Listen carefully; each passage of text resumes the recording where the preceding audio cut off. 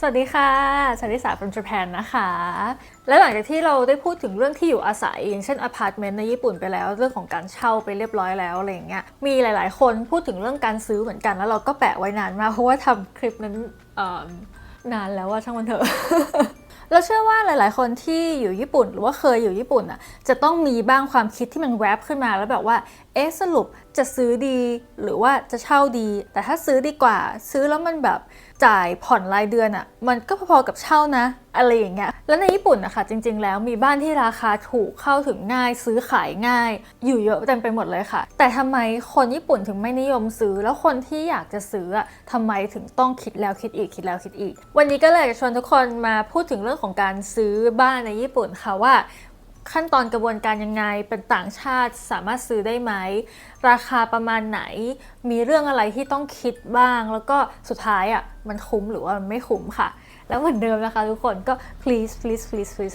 กดไลค์แชร์แล้วก็ subscribe ช่องเป็นกำลังใจกันให้ด้วยนะคะแล้วก็สามารถคอมเมนต์เข้ามาพูดคุยกันได้นะคะแล้วถ้าเกิดว่าใครที่มีประสบการณ์ถ้าซื้อที่ไปแล้วซื้อบ้านไปแล้วที่ญี่ปุ่นเนี่ยเป็นยังไงอะไรยังไงเนี่ยมาเล่าให้กันฟังก็จะรู้สึกขอบคุณมากๆค่ะหรือเหมือนเดิมถ้าอยากจะช่วยคอมเมนต์เฉยๆก็ได้นะคอมเมนต์ตัวอิโมจิอะไรมาก็ได้ค่ะโอเคมาดูกันเรื่องของการเช่าบ้านในญี่ปุ่นเนาะด้วยการคุยกันในวงของคนต่างชาติแน่นอนคำถามแรกที่จะต้องถามก่อนเลยก็คือ 1. เป็นคนต่างชาติสามารถซื้อบ้านในญี่ปุ่นได้ไหมแล้วคนต่างชาติที่ไม่ได้อาศัยอยู่ในญี่ปุ่นสามารถซื้อบ้านในญี่ปุ่นได้ไหมคำตอบก็คือได้ค่ะไม่ว่าคุณจะเป็นคนต่างชาติที่อาศัยอยู่ในญี่ปุ่นหรือว่าคนต่างชาติที่อาศัยนอกญี่ปุ่นเนี่ยก็สามารถซื้อบ้านในญี่ปุ่นได้ค่ะแต่ทีนี้มันก็จะมีข้อแม้ค่ะสำหรับบางพื้นที่บาง area ที่เขาจัดพิเศษไว้ว่าไม่สามารถขายให้กับคนต่างชาติได้จริงๆได้แก่ 1. พื้นที่ป่าแล้วก็พื้นที่การทำเกษตรกรรมค่ะนอกจากจะได้รับอนุญาตจากทางการของญี่ปุ่นก่อนและ 2. ค่ะพื้นที่รอบๆค่ายทหารค่ะเนื่องจากเหตุผลของความปลอดภัยเนาะสุดท้าย 3 เลยเป็นสิ่งที่ค่อนข้างจะขึ้นชื่อในญี่ปุ่นเนาะก็คือตึกหรืออาคารที่เจ้าของมีเจตนา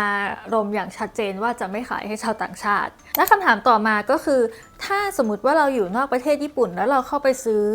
บ้านในญี่ปุ่นซื้อที่ในญี่ปุ่นเนี่ยเราจะสามารถมีสเตตัสของการเป็น residency ในที่นั่นได้เลยไหมนะคะคำตอบก็คือที่ในเว็บไซต์ที่ระบุไว้ตั้งแต่ปี 2022 ก็คือยังไม่ได้ประเทศญี่ปุ่นไม่ได้มีนโยบายที่แบบว่าถ้าไปซื้อบ้านหรือซื้อที่ในประเทศของเขา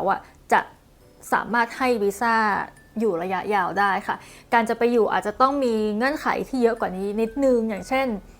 นอกจากซื้อบ้านแล้วคุณต้องเอาเงินเข้าไปทำธุรกิจที่นู่นด้วยอะไรอย่างเงี้ยแต่ด้วยความที่ว่าพาสปอร์ตไทยสามารถเข้าไปอยู่ญี่ปุ่นได้ประมาณ2 อาทิตย์ใช่ไหมคะ2 วีคโดยที่ฟรีวีซ่า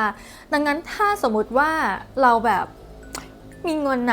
จะซื้อบ้านอยู่ที่นู่นแล้วก็บินไปเดือนละ2 วีคแล้วก็กลับมาอยู่ไทยอีก2 วีคหรือว่า3 เดือนครั้งอะไรอย่างเงี้ยก็ได้ก็แล้วแต่เลยแล้วซื้อที่ในญี่ปุ่นโซนไหนบริเวณไหนที่จะได้ราคาถูกและดีค่ะอย่างที่บอกเนาะว่าทุกครั้งที่เราพูดถึงเรื่องราคามันแล้วแต่คนจริงๆแต่โดยทั่วๆไปแล้วจะแนะนำโซนโทโฮคุโดยเฉพาะช่วงแบบอากิตะอัลโมริอะไรเงี้ยที่มันแบบประชากรอยู่น้อยแล้วก็ไม่ค่อยมีอะไร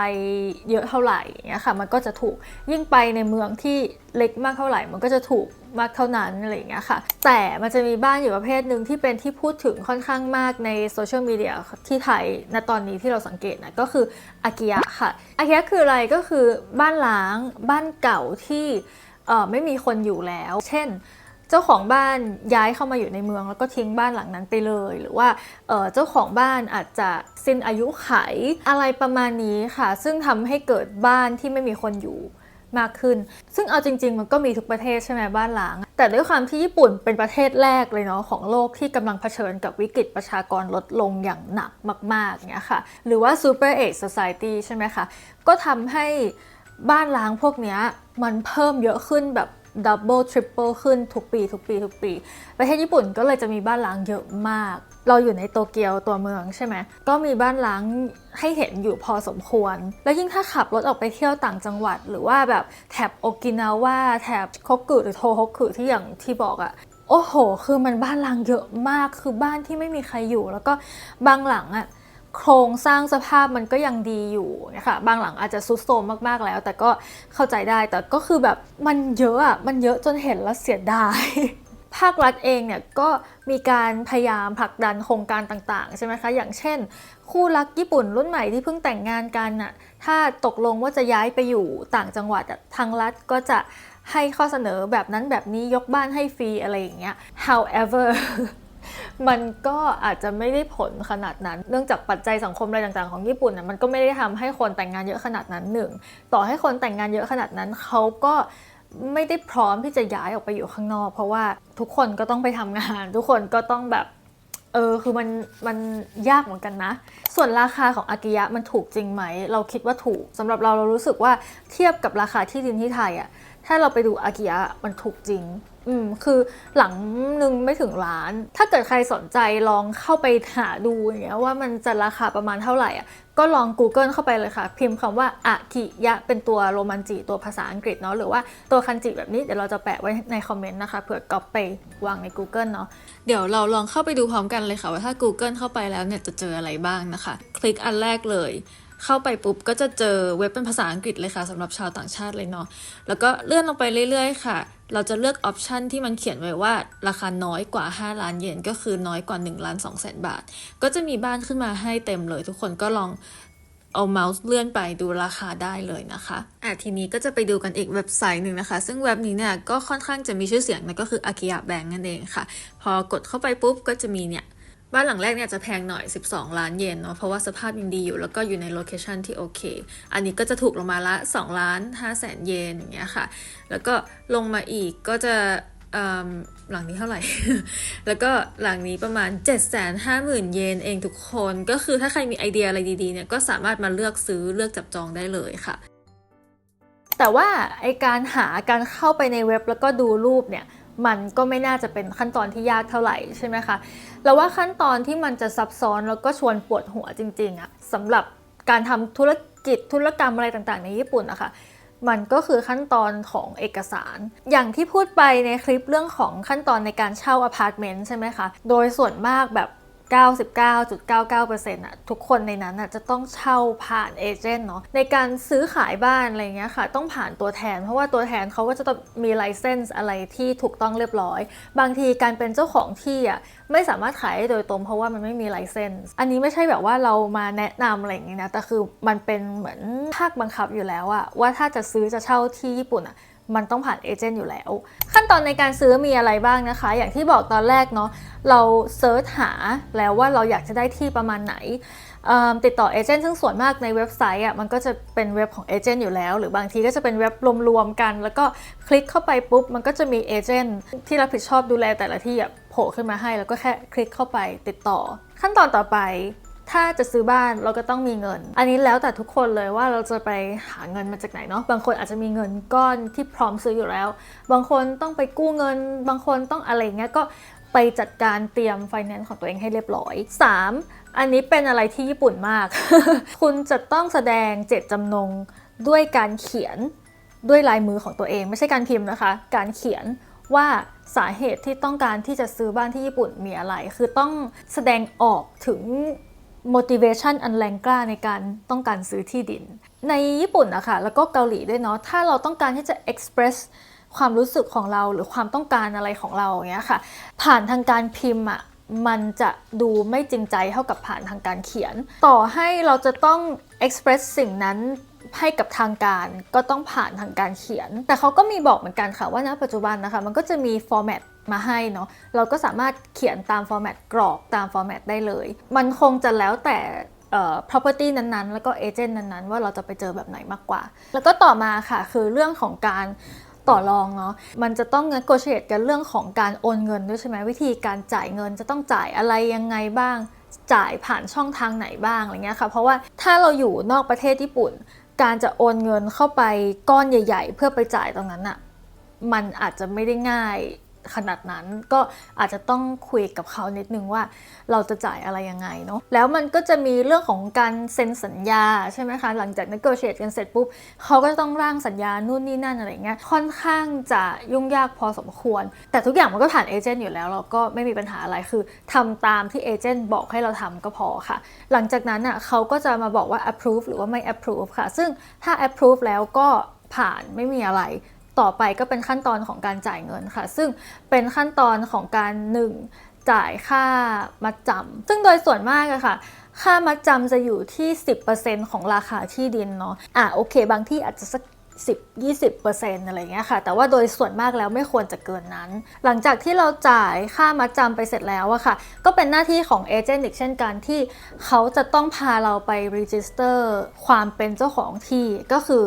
ตอนนี้เราจะ officially เป็นเจ้าของที่นั้นแล้วใช่ไหมคะเขาก็ต้องมีเอกสารต่างๆพวก owner registration พวกโฉนดที่ดินอะไรต่างๆเนี่ยค่ะอันนี้ก็จะเป็นขั้นตอนหลังจากที่จ่ายมัดจำหลังจากขั้นตอนเหล่านั้นทั้งหมดเสร็จไปหมดแล้วเนี่ยเราก็จะต้องจ่ายเงินที่เหลือใช่ไหมคะก็ตามที่เราได้ตกลงกับเอเจนต์แล้วก็เจ้าของที่ว่าเราจะจ่ายยังไงเนาะแล้วเราก็จะได้เป็นเจ้าของที่ดินนั้นแล้วก็ได้กุญแจเข้าสู่บ้านหลังนั้นยังเสร็จสมบูรณ์ค่ะต่อมาการมีที่ดินมันก็จะต้องมีภาระค่าใช้จ่ายที่มันตามมาทีหลังเนาะของเจ้าของที่ก็คือค่าใช้จ่ายเรื่องภาษีต่างๆค่ะมาดูกันค่ะว่าภาษีในการซื้อที่ดินที่หนึ่งในญี่ปุ่นเนี่ยมันจะต้องจ่ายอะไรไปบ้างเนาะอย่างแรกเลยก็คือ stamp tax ค่ะซึ่งราคาเขาก็จะคิดเป็นแบบเหมือนตามเรทราคาขายเนาะว่าถ้าสมมติเราซื้อบ้านราคาอยู่ที่5 ล้านถึง10 ล้านเยนอย่างเงี้ย stamp tax ก็อาจจะอยู่ที่ประมาณ5,000 เยนบ้านราคา10 ล้านถึง50 ล้านเยน stamp tax ก็อาจจะอยู่ที่ประมาณ10,000 เยนอะไรอย่างเงี้ยค่ะก็แล้วแต่ดังนั้นพวกอากิยะเมื่อกี้ทั้งหลายที่เราพูดถึงอะค่ะราคามันก็จะอยู่แบบประมาณเนี่ยหลักล้านถึง3-4 ล้านเยนมันก็คงจะไม่ถึง5 ล้านอย่างเงี้ยstamp tax มันก็จะถูกลงไปอีกแต่ stamp tax มันจะเป็นราคาแค่จ่ายแค่ครั้งเดียวเท่านั้นแล้วก็ต่อมาเป็น real estate registration tax ค่ะซึ่งก็จะแบ่งเป็นที่ดินเฉยๆอยู่ 1.5% เนาะแล้วก็ถ้ามีสิ่งปลูกสร้างก็สิ่งปลูกสร้างอีก 0.3% ค่ะของราคาที่ซื้อมาต่อมาเป็นacquisition tax ค่ะจะอยู่ที่ประมาณ 1.5-3% mortgage registration tax อันนี้จะอยู่ที่ 0.4% ค่ะต่อมาก็จะเป็น real estate agent fee ค่ะซึ่งเขาจะคิดประมาณ 3% ของราคาขายเนาะบวกกับ 60,000 เยนและบวกกับอีก 10% ที่เป็น VATของญี่ปุ่นและต่อมาอันนี้เป็นสิ่งที่เราจะต้องจ่ายรายปีนะคะก็คือ property tax ที่ต้องจ่ายทุกปีเนาะก็คือปีละ 1.4% สำหรับที่ของเราที่มีอยู่นะคะแล้วก็ 0.3% สำหรับ city tax ค่ะแน่นอนค่ะว่าถ้าเราเห็นเฉพาะตัวเลขใช่ไหมราคาที่ของที่ญี่ปุ่นนะคะต่อให้ไม่ใช่อากิยะแต่เป็นบ้านธรรมดาหรือว่าอพาร์ตเมนต์อย่างเงี้ยเทียบกับประเทศอื่นๆเช่นใน UK หรือในออสเตรเลียอะไรอย่างเงี้ยมันถูกกว่าอยู่แล้วเราก็ไปเจอกับบทความอันนึงค่ะที่เขาพูดว่าทำไมคุณไม่ควรซื้อ real estate ในญี่ปุ่นก่อนจะไปถึงบทความนี้ค่ะเราจะต้องแบบชี้แจงเหรอให้ทุกคนเข้าใจตรงกันก่อนว่าในมุมมองของคนที่ไม่ใช่ญี่ปุ่นอะเรามักจะมองว่าบ้านและที่ดินเป็นเหมือนเป็น asset เนาะแต่ในขณะเดียวกันน่ะต้องเข้าใจว่ามุมมองของคนในญี่ปุ่นอ่ะเขาอาจจะไม่ได้มองว่าบ้านที่ดินเป็น asset อะไรขนาดนั้นตั้งแต่ทำช่องมาเราเห็นเยอะมากคนที่เข้าไปคอมเมนต์ประมาณว่าแบบพวกคนญี่ปุ่นไม่มีเงินซื้อบ้านมันก็เลยไม่มีบ้านเป็นของตัวเองบลาบลาอะไรเงี้ยซึ่งเราอยากจะมาแก้ไขอันนี้นิดนึงว่าจริงๆแล้วไม่ใช่ว่าเขาไม่มีเงินเนาะเพราะว่าค่าผ่อนบ้านกับค่าเช่าบ้านอะจริงๆแล้วถ้าบวกลบคูณหารกันออกมาต่อเดือนอะก็เสียเท่าๆกันเพียงแต่ว่าด้วยความที่เขาไม่ได้มองว่าสิ่งนี้เป็นแอสเซทอะเขาก็เลยไม่ได้มีความคิดว่าฉันจะต้องมีบ้านเป็นของตัวเองฉันจะต้องมีที่ดินเป็นของตัวเองอะไรอย่างเงี้ยค่ะเพราะอะไรเราจะอ้างอิงจากบทความนี้เลยแล้วเราก็รู้สึกว่าเขาเขียนอธิบายไว้ค่อนข้างจะแบบดีเลยก็คือว่าที่ดินหรือว่าสิ่งปลูกสร้างในญี่ปุ่นนะคะโดยเฉลี่ยแล้วจะมีอายุการใช้งานอย่างเต็มที่ก็20ไม่เกิน30 ปีหมายความว่าอะไรหมายความว่าการลงทุนซื้อบ้านในญี่ปุ่นนะคะไม่ได้หมายความว่าเราลงทุนเอาเงินก้อนนึงทุ่มลงไปแล้วมันจะอยู่กับเราตลอดไปมันไม่เหมือนกับ ประเทศทางตะวันตกหรือแม้แต่ในเมืองไทยที่แบบว่าซื้อบ้านเสร็จปุ๊บโอเคเราจะส่งต่อให้รุ่นลูกรุ่นหลานอะไรต่อไปอย่างเงี้ยใช่ไหมในญี่ปุ่นมันไม่ได้เป็นแบบนั้นเพราะอะไรเพราะว่าที่ญี่ปุ่นอะเป็นประเทศที่ภัยพิบัติทางธรรมชาติทุกชนิดอะมันเกิดขึ้นที่นั่น นึกออกไหมแน่นอนกับแน่นอนที่สุดเลยว่าบ้านของเราอ่ะจะต้อง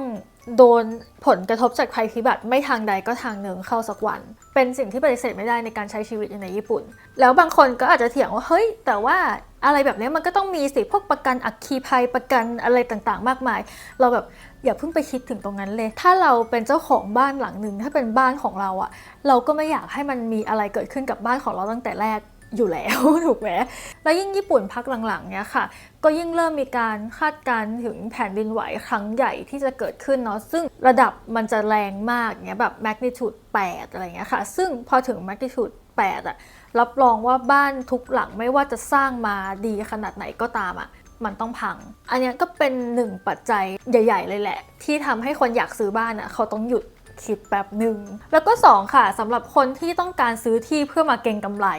หวังว่าจะขายที่ในราคาแพงๆเอากำไรในอนาคตเนี้ยค่ะอย่างตอนต้นที่เราเกริ่นไปใช่ไหมคะว่าญี่ปุ่นกำลังมีปัญหาของเรื่องการที่ประชากรลดลงอย่างน่ากลัวมากๆแล้วก็มีประชากรสูงอายุที่ในอนาคตอันใกล้อะพวกเขาก็จะต้องล้มหายตายจากไปจากสังคมอย่างเงี้ยค่ะแล้วมันก็จะส่งผลกระทบต่อราคาที่ดินด้วยเพราะว่าคนเริ่มเข้าไปจับจองที่ดินน้อยลงอากิยะก็เป็นหนึ่งในปรากฏการณ์ที่ค่อนข้างจะเห็นชัดและชัดมากในจังหวัดเล็กๆเนาะว่าแบบคนเริ่มไม่ค่อยอยู่กันละที่ดินต่างๆอ่ะเริ่มเอามาขายราคาถูกๆกันละบ้านต่างๆเริ่มต้องเอามาขายโลขายราคาถูกเซลล์กันแบบกระหน่ำอะไรอย่างเงี้ยค่ะถ้าพูดถึงณปัจจุบันแบบทุกวันนี้ในโตเกียวในโอซาก้าในเมืองใหญ่ๆมันยังไม่ค่อยจะเห็นภาพเท่าไหร่เพราะว่าราคายังแพงอยู่แต่เราคิดว่าถ้ามันเป็นอย่างเงี้ยไปเรื่อยๆในอนาคตที่ประชากรลดลงเรื่อยๆอะค่ะมันก็ต้องค่อยๆตามจังหวัดอื่นๆไปเรื่อยๆแหละและอันนี้ก็จะเป็นชาร์ตค่ะการคาดการณ์จำนวนประชากรที่ลดลงของญี่ปุ่นเนาะสีเขียวจะเป็นจำนวนประชากรผู้สูงอายุสีน้ำเงินจะเป็นประชากรที่เป็น working age เป็นคนทำงานเนาะแล้วก็สีแดงจะเป็นเด็กๆค่ะก็เป็นอีกปัจจัยหนึ่งถ้าสมมติใครที่ต้องการซื้อที่เพื่อเอามาเก็งกำไรขายในอนาคตอะไรอย่างเงี้ยค่ะแต่ถ้าจะคิดในแง่ดีว่าแบบฉันคิดว่าฉันจะเก็งกำไรไว้ก่อนแล้วก็อีกสักแบบ30-40 ปีฉันให้ลูกให้หลานฉันมาขายอย่างเงี้ยญี่ปุ่นมันอาจจะฟื้นกลับมาแล้วก็เป็นประเทศที่แบบกลับมาพังงาดที่ดินอาจจะกลับขึ้นมาแพงมากๆอย่างนี้ก็ได้ถ้า positive ได้ขนาดนั้นเราก็แนะนำให้ทำ แล้วสุดท้ายนี้เขาพูดถึงเรื่องปัญหาแรงกดดันจากประเทศเพื่อนบ้านค่ะคือด้วยความที่ญี่ปุ่นเป็นเกาะใช่ไหมแล้วญี่ปุ่นก็รายล้อมไปด้วยศัตรู ประมาณปีที่แล้วเนาะฮอกไกโดถึงขั้นออกสัญญาณเตือนให้หลบนิวเคลียร์เลยอะไรอย่างเงี้ยค่ะคือในบทความนี้เขาไม่ได้บอกว่ามันจะเกิดขึ้นนึกออกไหมเราเองตอนอยู่ญี่ปุ่นเราก็ไม่ได้รู้สึกว่าอุ๊ยทุกวันนี้ฉันจะต้องมาคอยระวังเกาหลีเหนือยิงนิวเคลียร์อะไรเงี้ยคือไม่ได้รู้สึกแบบนั้นแต่ว่าโอกาสที่มันจะเกิดมีไหมไม่มีใครรู้ดังนั้นถ้าเกิดว่าใครที่จะไปซื้อที่ญี่ปุ่นหรือบ้านที่ญี่ปุ่นก็ต้อง make sure จริงๆว่าเราสามารถรับความเสี่ยงตรงนี้ได้ดังนั้นสุดท้ายแล้วค่ะใครบ้างที่ควรซื้อบ้านในญี่ปุ่นแล้วในการซื้อเนี่ยมันจะคุ้มหรือว่าไม่คุ้มสำหรับเรานะเรามองว่าต้องขึ้นอยู่กับว่าเราต้องการอะไรจากการซื้อบ้านในญี่ปุ่นบางคนอาจจะต้องการซื้อบ้านเพื่อที่แบบว่าก็ฉันเงินเหลือฉันจะไปนอนปั้นสโนว์แมนที่สวนในบ้านฉันต้องการแค่นั้นอันนี้ก็ซื้อเลย กรณีที่2คือคุณซื้อบ้านแล้วคุณเข้าไปอยู่คือแบบต่อให้ซื้อไปแล้วในอนาคตถ้าญี่ปุ่นมันจะเกิดวิกฤตนั้นจริงๆราคาที่ดินมันลดจริงๆแต่ว่าอย่างน้อยฉันก็ได้เข้าไปอยู่ได้เข้าไปใช้พื้นที่นั้นอย่างน้อยสัก10 ปี20 ปีอย่างเงี้ยมันก็โอเคแล้วอะไรอย่างนี้ใช่ไหมแล้วก็กรณีที่3ก็คือคนที่ซื้อบ้านแล้วคิดว่าจะเอามาทำธุรกิจแล้วก็คิดคำนวณแล้วว่าเราจะได้เงินคืนได้กำไรภายในช่วงเวลาเท่านี้นะเราโอเคละอย่างเงี้ยเราก็คิดว่า แล้วแต่เลยแต่สำหรับคนที่ต้องการจะซื้อที่แล้วก็ปล่อยมันทิ้งรกร้างไว้เฉยๆอย่างเงี้ยค่ะถึงแม้ว่าญี่ปุ่นอาจจะไม่ได้มีเพื่อนบ้านที่ต้องการจะครอบครองปรปักษ์อะไรของเราใช่ไหมมันก็ยังต้องมีเรื่องของภาษีที่เราต้องจ่ายใช่ไหมคะแล้วตามกฎแล้วอะคือเขาจะไม่ให้ปล่อยที่ดินให้รกร้างแบบนั้นอยู่แล้วประมาณนี้ค่ะอย่าลืมกดไลค์แชร์แล้วก็ subscribe ช่องเป็นกำลังใจกันให้ด้วยนะคะแล้วก็คอมเมนต์เข้ามาพูดคุยกันได้นะคะเราคิดว่าเราตกแหละประเด็นนะ แล้วก็คอมเมนต์เข้ามาได้ค่ะสำหรับใครที่เคยมีประสบการณ์ในการซื้อบ้านหรือว่าเคยซื้ออาคิยะอย่างเงี้ยยิ่งน่าสนใจก็ลองเข้ามาเล่าให้ฟังก็ได้ค่ะแล้วก็คนที่อยากจะคอมเมนต์ช่วยก็คอมเมนต์อิโมจิกันเข้ามาด้วยนะคะสำหรับวันนี้ไปแล้วค่ะบ๊ายบาย